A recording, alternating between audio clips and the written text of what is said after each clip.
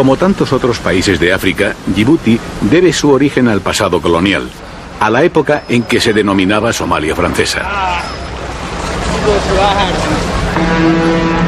Se trata de un país desarrollado en torno al Golfo de Tayura, cuya mitad sur está poblada por los Isas, de etnia somalí, y la norte por los Afars, parte de cuyo pueblo vive también en Eritrea y en Etiopía. Solo una administración impuesta desde el exterior pudo soldar esas dos mitades, no solo diferenciadas, sino con frecuencia enfrentadas.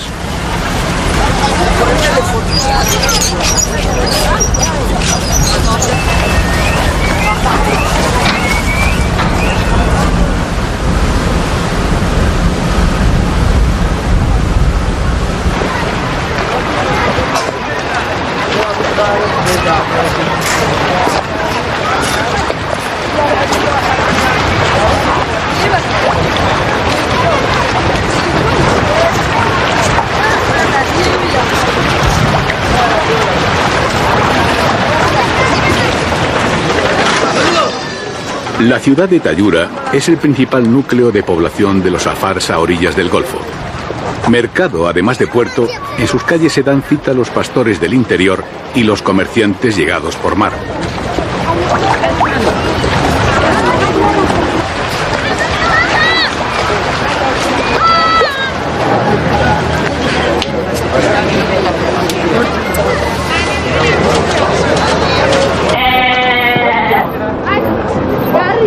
La religión es una de las pocas cuestiones que no da lugar aquí a enfrentamientos, ya que tanto los Afars como los Isas son musulmanes.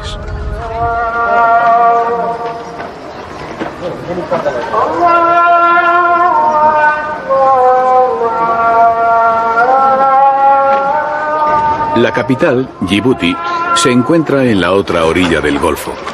Para la juventud de Tayura, perdida en la lejanía.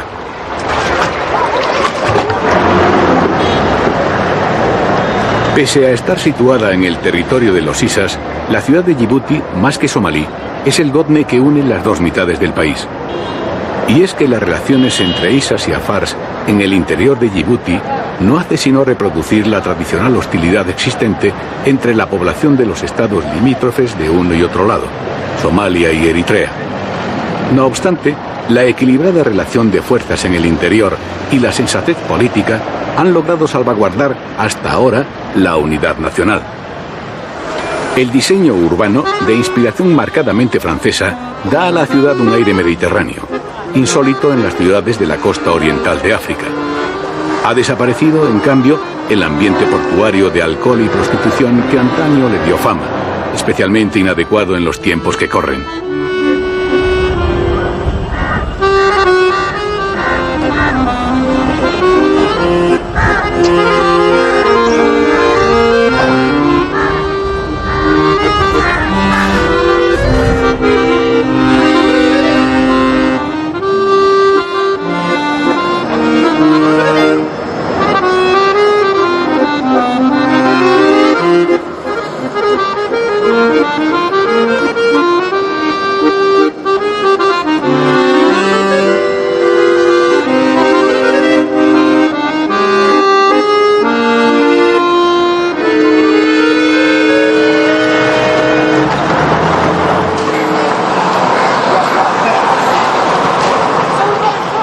Djibouti cuenta con dos puntos neurálgicos estrechamente vinculados a su propio origen. Uno de ellos es el tren que la une a Etiopía, durante años la única vía de acceso a este país mínimamente confortable.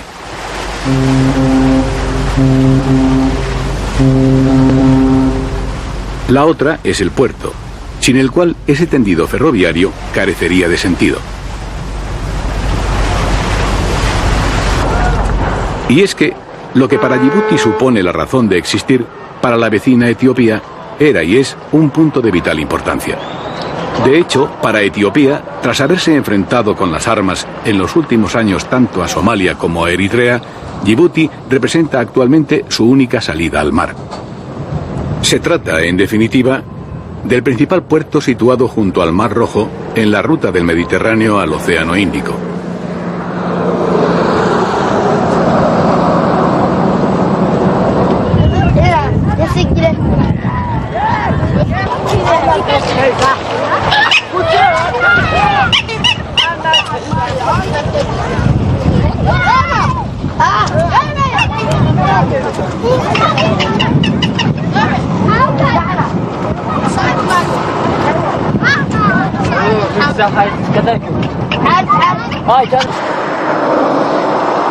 Como en tantos otros lugares, el papel que en el pasado desempeñó el ferrocarril lo desempeña hoy el tráfico por carretera. El tendido ferroviario Yibuti-Adís Abeba tiene casi 100 años de antigüedad y el tren emplea cerca de 3 días en cubrir el recorrido. El mismo trayecto por carretera no es breve ni fácil, pero al menos admite un volumen de transporte en principio ilimitado. La proliferación de áreas de servicio y descanso permite, por otra parte, reducir el margen de aventura.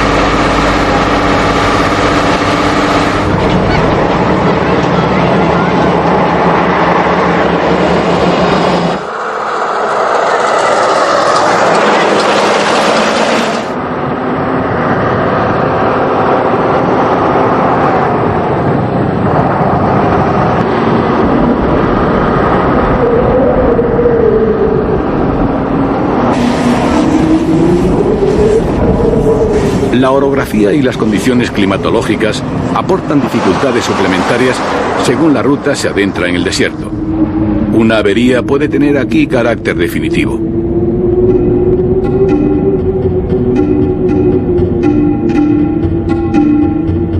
El paisaje, a veces pura piedra, a veces polvorientas llanuras que no son sino fondos de lago, hace pensar en un planeta diferente al nuestro. Son los territorios del espejismo.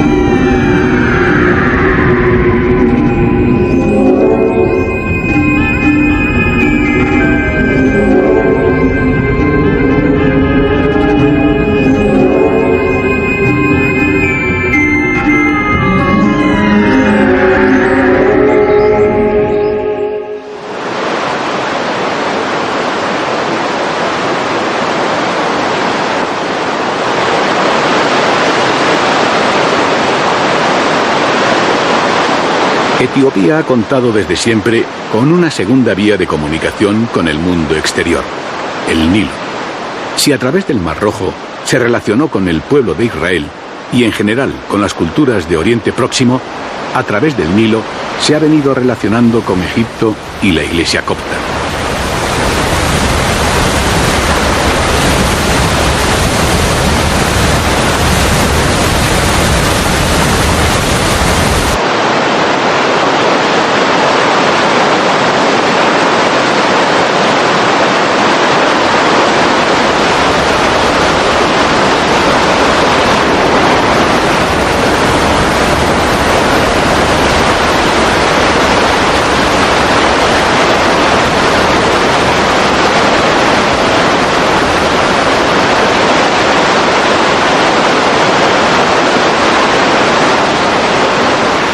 Los egipcios saben sin duda desde hace milenios que una de las dos ramas del Nilo, el Nilo Azul, nace a pocos kilómetros del lago Tana, en Etiopía. Para Occidente, esa comunicación fue descubierta en el siglo XVII por el jesuita madrileño Páez Jaramillo. Esa relación fluvial con Egipto a través del Sudán fue más sencilla en el pasado que en la actualidad, dificultada como se halla por las obras hidráulicas y sobre todo por los enfrentamientos político-religiosos. De ahí que los relativamente recientes esfuerzos de la Iglesia Católica para conseguir que la Iglesia etíope dependiera de Roma y no de los obispos coptos fueran infructuosos.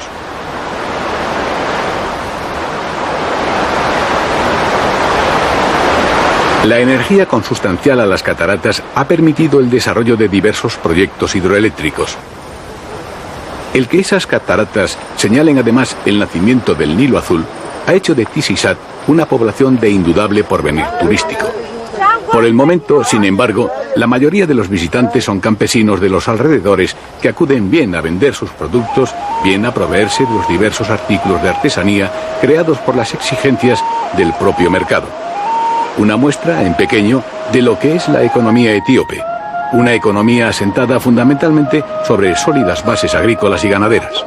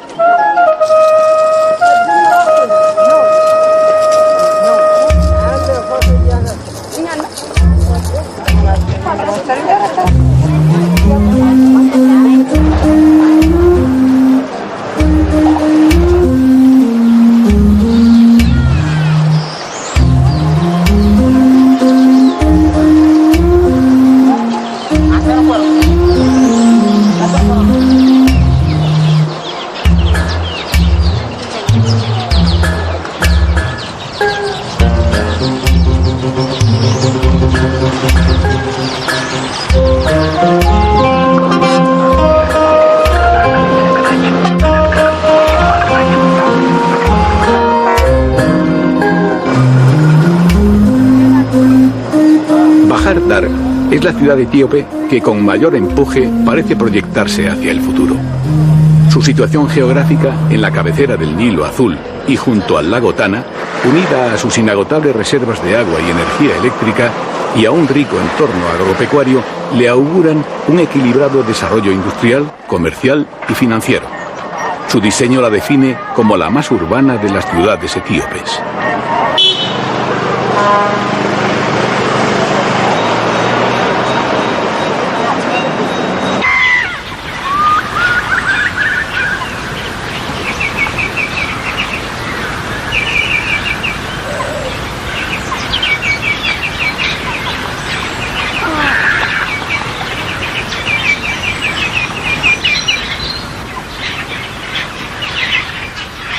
Las orillas y las numerosas islas existentes en el lago Tana se encuentran salpicadas de monasterios.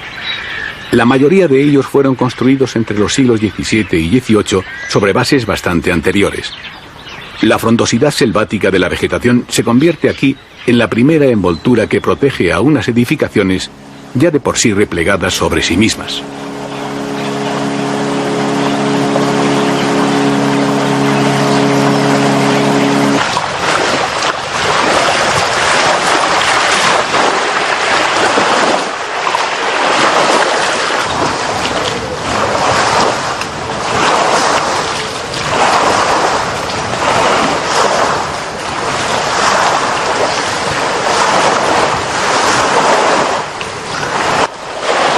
Las mujeres suelen tener prohibido el acceso, no ya al monasterio, sino a la isla en que éste se encuentre. En ella, fuera de las horas dedicadas al culto, los monjes se entregan a toda clase de trabajos manuales.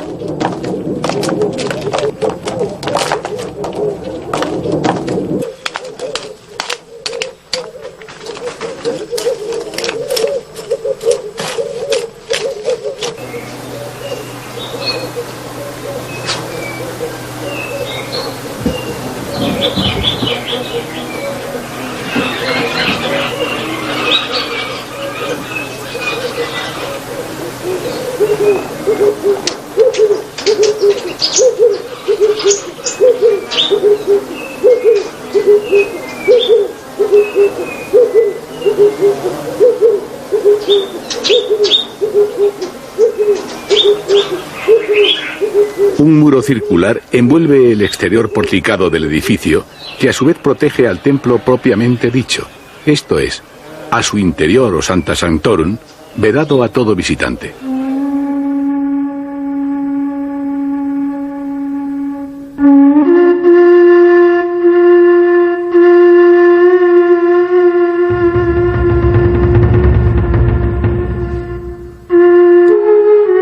Las pinturas, santos, arcángeles, demonios, escenas evangélicas, nos remiten al románico europeo y a la iconografía bizantina. Aunque mucho más recientes, su calidad artística es a veces extraordinaria.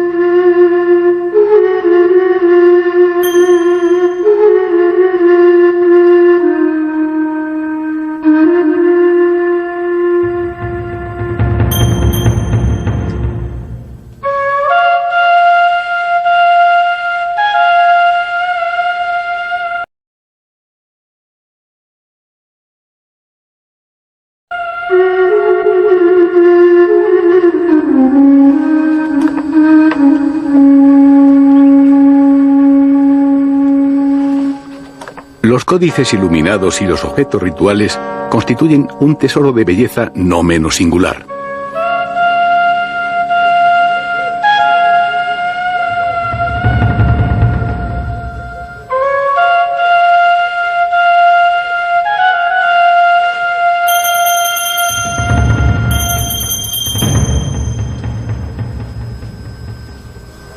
Un tesoro cuya principal protección a través de los tiempos han sido las aguas del lago Tana.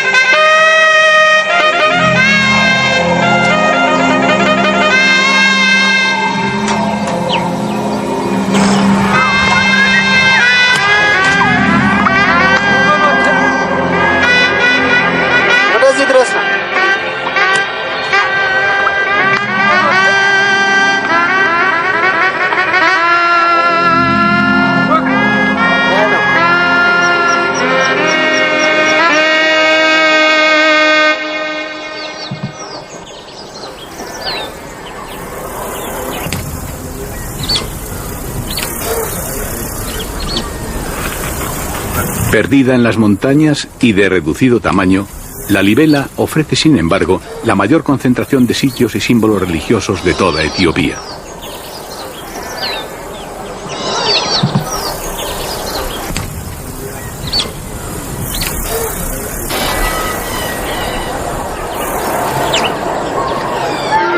La conversión de los etíopes al cristianismo se produjo en el siglo IV, y aunque las iglesias de la libela no fueron construidas hasta el siglo XII, la impresión que hoy produce la ciudad nos remite, tanto como a los siglos XII o IV, a los tiempos del propio Jesucristo.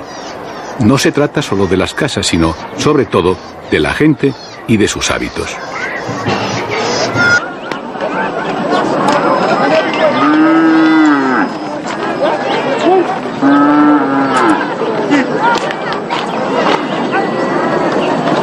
Aproximarse a una celebración cualquiera, deambular entre la gente reunida con motivo de alguna feria, equivale a perderse en esas formas de vida anteriores al propio cristianismo. Pocos son los detalles capaces de recordarnos el tiempo presente.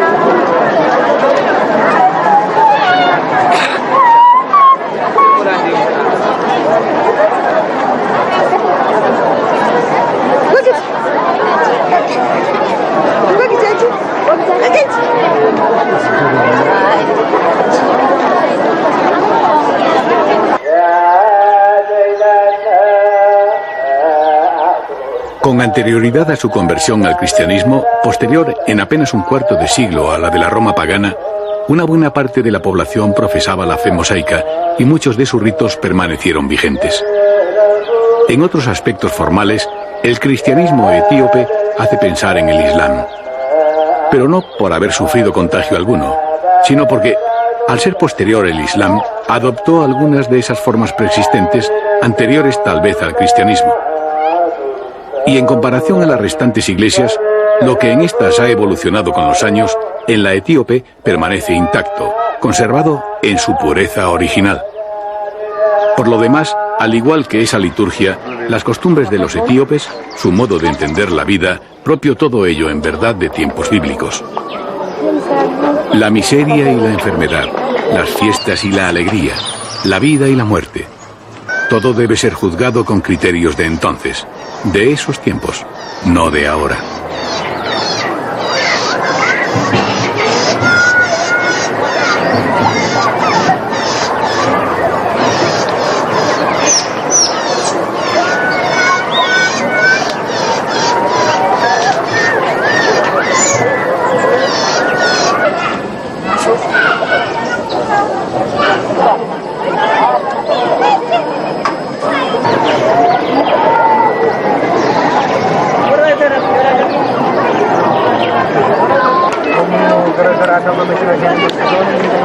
El contorno paisajístico, por otra parte, se halla impregnado de evocaciones bíblicas.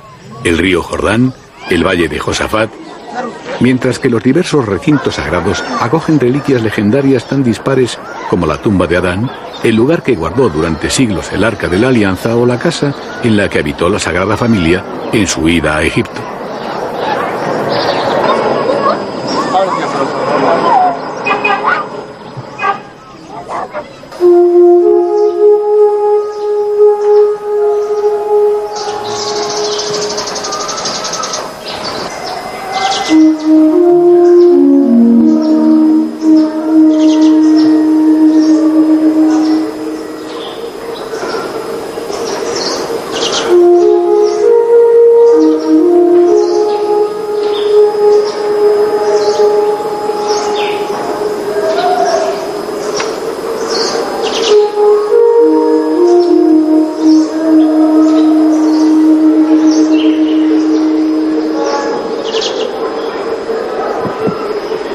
Las iglesias de la Libela expresan en términos arquitectónicos ese arcaísmo religioso y social. Por más que la piedra roja de la que han brotado no tenga la dureza del granito, la hechura de los templos excavados o tallados más que propiamente construidos resulta verdaderamente insólita, obra realizada con ayuda de los ángeles, según la leyenda.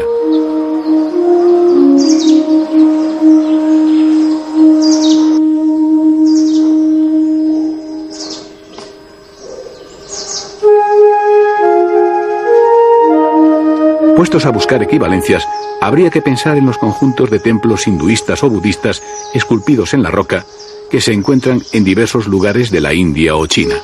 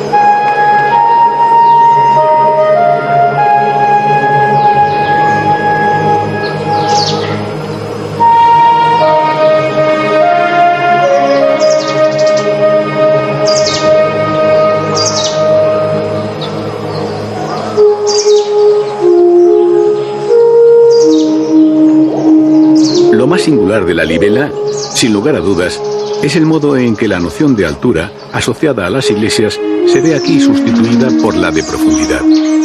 Sus remates quedan como mucho a ras del suelo y sus ventanas y puertas en lo más hondo. A ese nivel, los túneles sustituyen a los puentes y las aguas estancadas de origen pluvial al fluir de arroyos y ríos. Con todo, aguas milagrosas que propician la fertilidad y el renacimiento.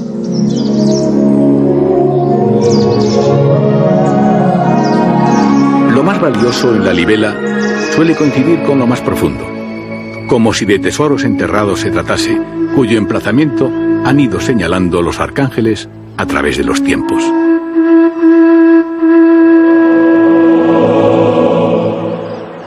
Etiopía ha estado tradicionalmente formada por un conjunto de reinos de los que uno u otro, generalmente del norte, ha prevalecido siempre sobre los demás, a modo de ocasional cabeza de un imperio.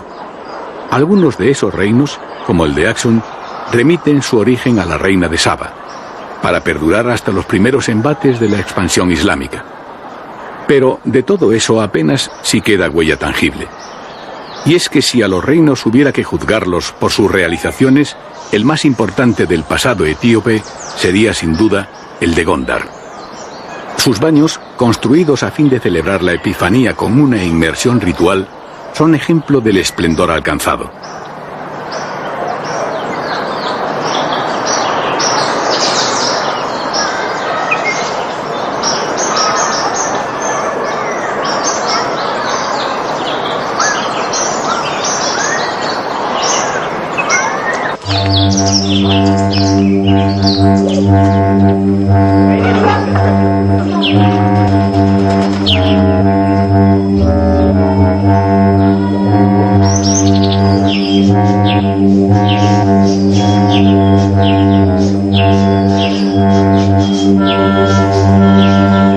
Gondar posee también el templo más importante del país, tanto por su concepción arquitectónica como por las pinturas que contiene, posiblemente las más representativas de la iconografía etíope. La mayoría de las iglesias y palacios de Gondar fueron construidos entre los siglos XVII y XVIII por artesanos falasas o judíos etíopes, hoy emigrados al Estado de Israel.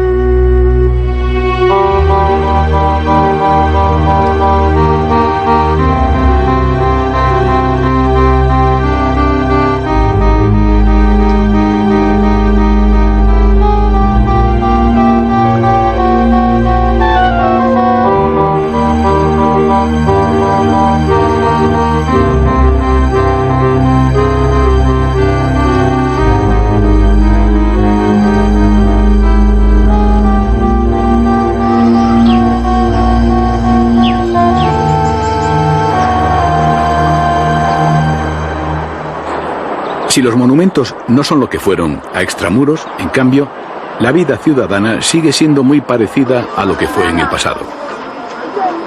Si pasamos por alto que las ruedas de las carretas son en realidad neumáticos aprovechados y sustituimos las máquinas de escribir por la pluma y el tintero de los escribanos tradicionales, nos sentiríamos fácilmente ambientados en esa Edad Media evocada por la Ciudadela.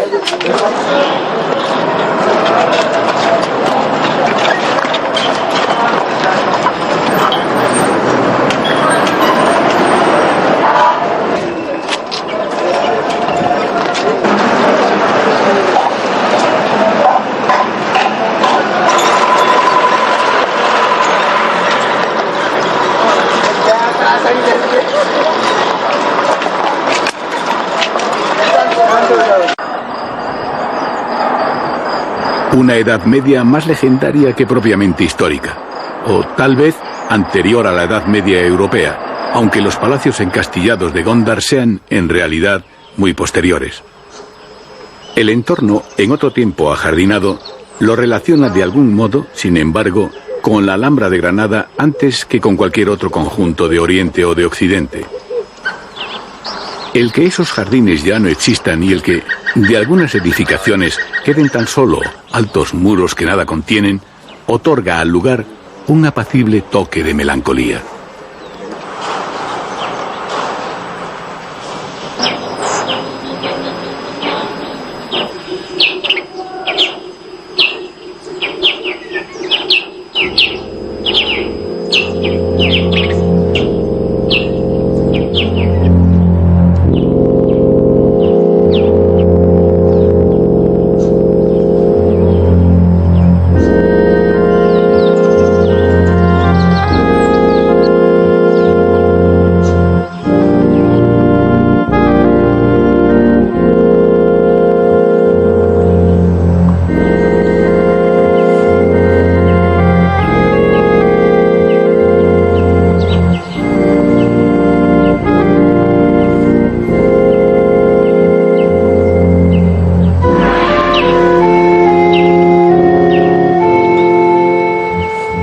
El declive de Gondar se acentuó a mediados del siglo XIX. Los saqueos practicados por los sudaneses, seguidores de El Mahdi, fueron el remate.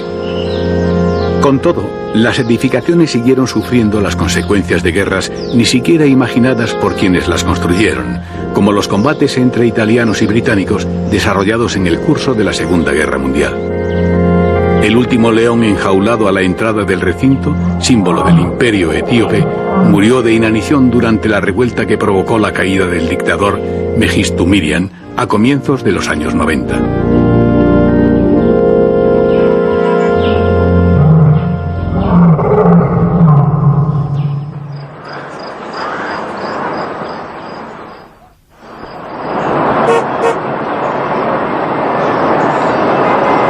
El símbolo más expresivo de la Etiopía moderna es, al mismo tiempo, su máxima realización urbana, Addis Abeba.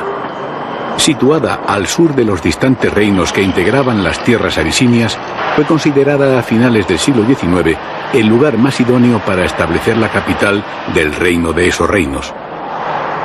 La equidistancia respecto a otras capitales históricas y su mayor proximidad de las tierras del sur, recién incorporadas, así lo aconsejaba. El circo montañoso que rodea la ciudad se halla presidido por dos templos fundados por el emperador Menelik II, creador tanto de esa Etiopía modernizada como de su capital.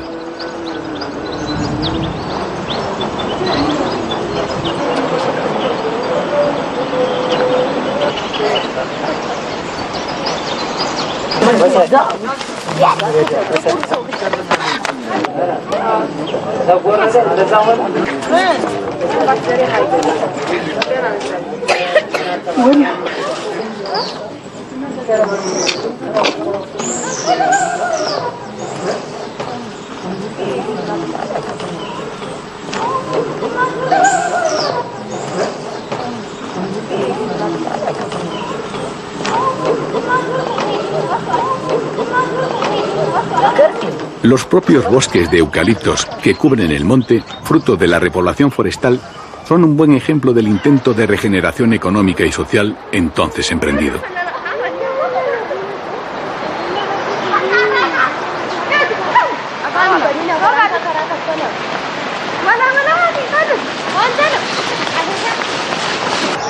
La catedral, construida en el centro de la ciudad a finales del siglo XIX, ha sido el escenario en el que se han celebrado los principales hitos históricos de esa joven nación cuyas raíces se pierden en la noche de los tiempos. Si Menelik II había derrotado a los italianos en sus pretensiones colonialistas, casi medio siglo más tarde, Haile Selassie había de sucumbir ante un nuevo embate italiano. La humillación provocada por la anterior derrota, sin más precedente en África que la sufrida poco antes por los ingleses frente al pueblo zulú, indujo a los italianos a emplearse esta vez con especial ensañamiento.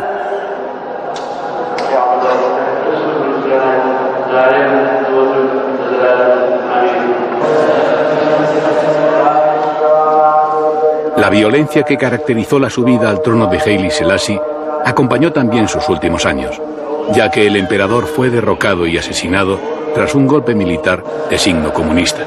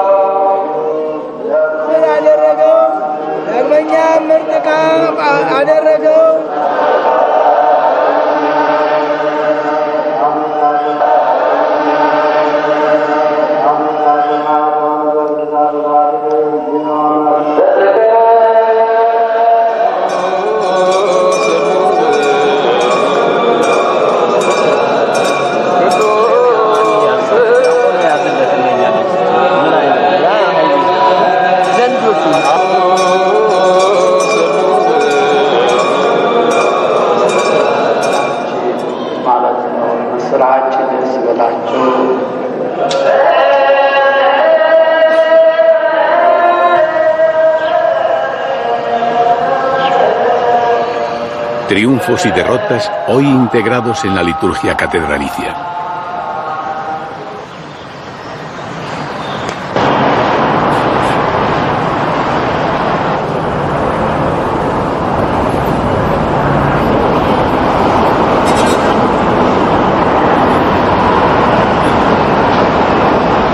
La figura del emperador vuelve actualmente a ser reivindicada gracias tanto a los méritos propios cuanto a la acumulación de crímenes y disparates cometidos por el general Mengistu Miriam en su empeño de convertir a Etiopía en la Albania de África. Las consecuencias de los errores de su gestión y de sus aventuras militares gravitan todavía sobre la sociedad y la economía etíopes. Addis Abeba, desde un punto de vista urbano, no corresponde a lo que normalmente se entiende por ciudad. Desarrollada fundamentalmente a todo lo ancho de un plano inclinado, su estructura urbanística se limita a la interconexión de los diversos centros oficiales, palacios, iglesias y demás edificios públicos.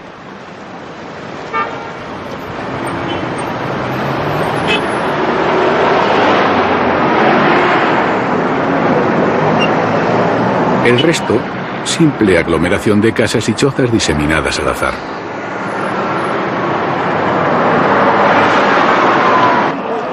La estación del tren que une la ciudad con el puerto de Yibuti es una de las edificaciones que más esperanza suscitaron en los días de su inauguración. De todos los signos de la modernidad, era este el más tangible, en la medida en que representaba un hasta entonces inexistente nexo de unión con el mundo exterior.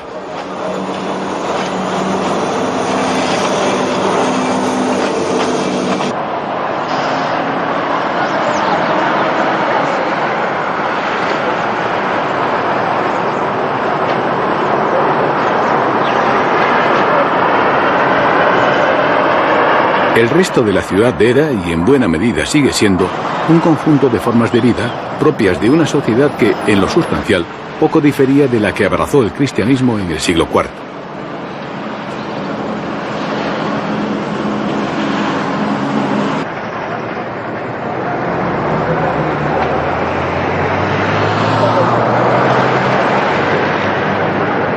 La modernidad, por otra parte, suele añadir nuevos conflictos a los ya existentes.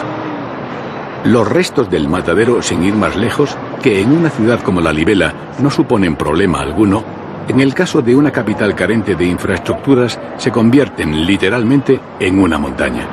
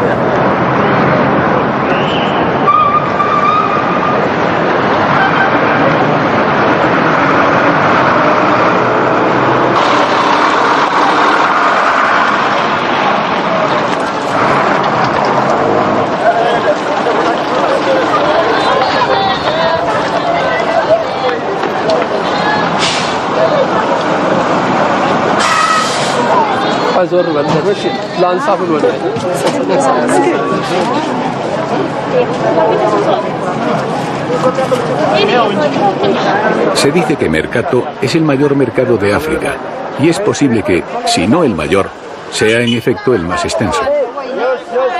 También es la mejor muestra de la precariedad de la vida africana en general y de la de Etiopía en particular. Aquí nada se desperdicia, todo se aprovecha, se compra, se vende, se recicla.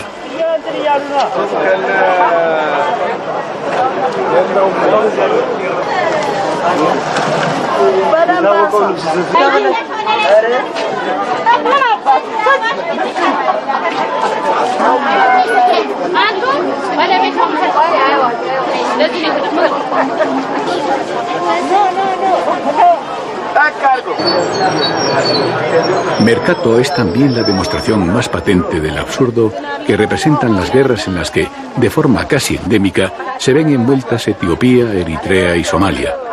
las naciones vecinas históricamente más allegadas. Guerras con un alto costo en vidas y en recursos necesarios para la vida. Guerras que se declaran entre los pueblos más pobres de la tierra, pueblos especialmente agotados, especialmente idénticos.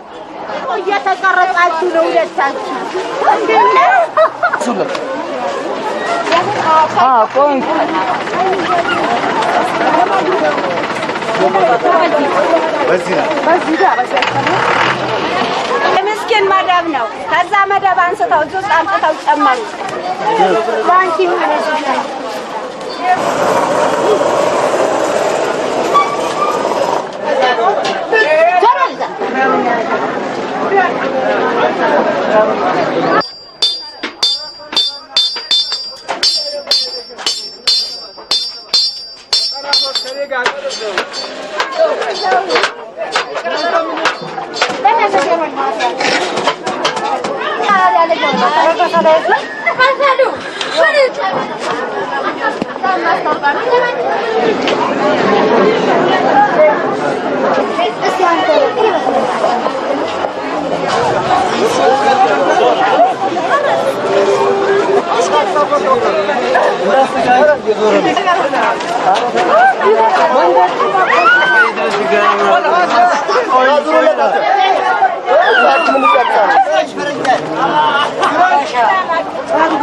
En esas circunstancias, Mascaro Hadekat, planta alucinógena muy popular a uno y otro lado del Mar Rojo, es el sistema más sencillo para conseguir el dinamismo y la soltura moral necesarios con que afrontar la peripecia cotidiana.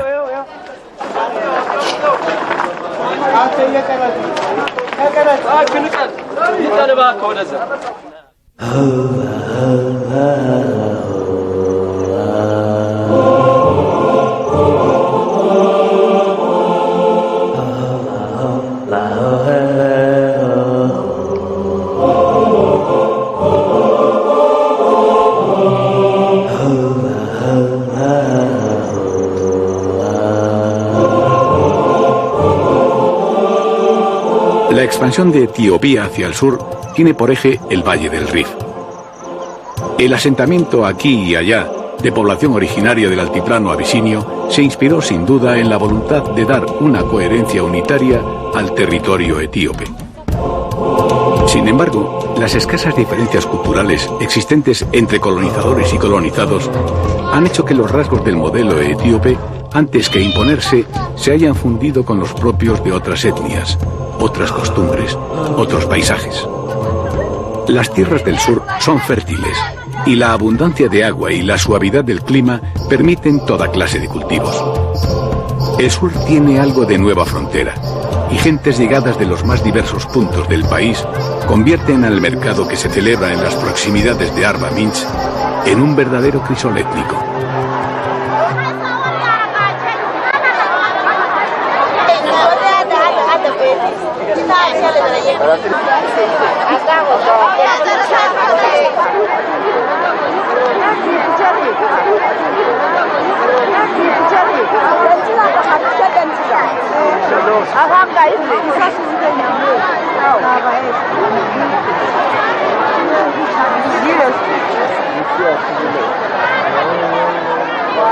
Nos encontramos, de hecho, en la difusa frontera que separa, o une, el mundo etíope del mundo de las tribus que, por debajo de las delimitaciones del mapa, da entidad real a los países vecinos.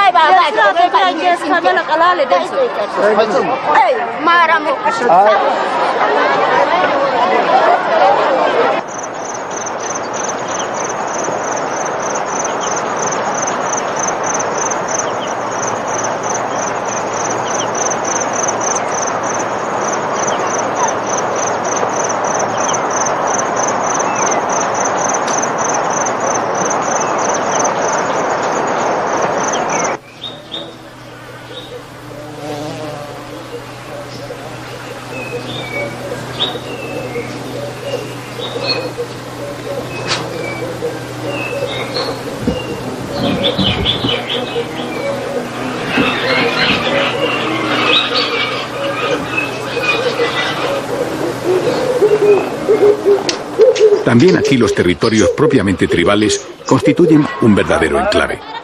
Para empezar, sus habitantes no pertenecen a la iglesia etíope. Son cristianos, sí, pero convertidos por obra de los misioneros, protestantes o católicos, según el caso. Una obra que cuenta con la antipatía y el recelo de las autoridades.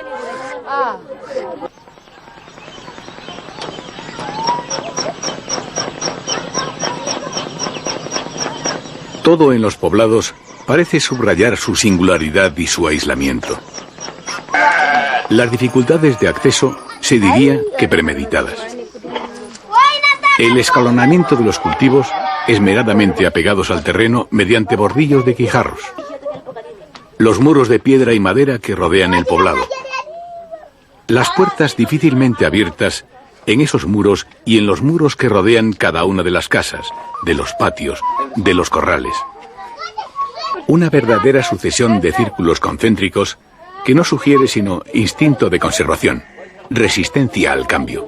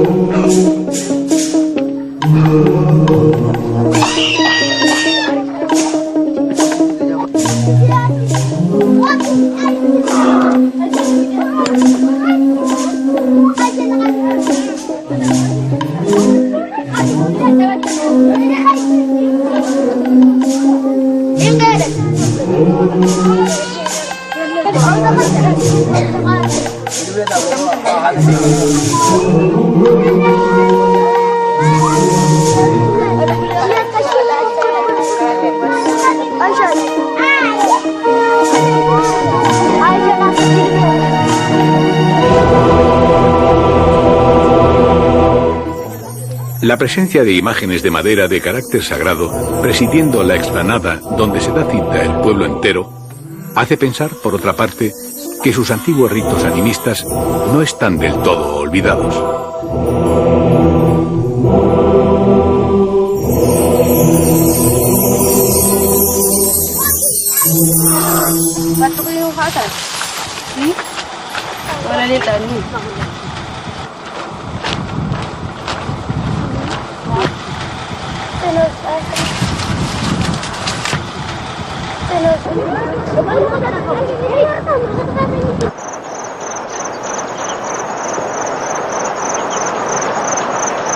En las proximidades de Arba Minch, el Rif se ofrece en todo su esplendor geológico. Dos lagos contiguos y, sin embargo, de coloración diferente. El lago Abaya, de aguas rojas, y el lago Chamo, de aguas azules. El primero, inmenso, pero con una excesiva concentración de sales férricas para determinadas formas de vida animal. El segundo, en cambio, de menos extensión, propicia una abundante y variada población de peces, reptiles y aves. La convivencia de unos y otros y la de los pescadores con todos ellos es la propia de la naturaleza, del ciclo de la vida.